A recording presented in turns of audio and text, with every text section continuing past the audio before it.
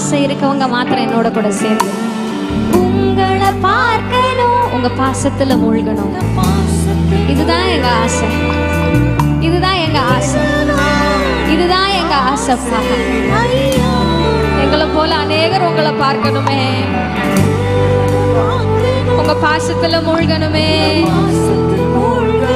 இன்னும் அதிகமாய் நிரம்பணுமே.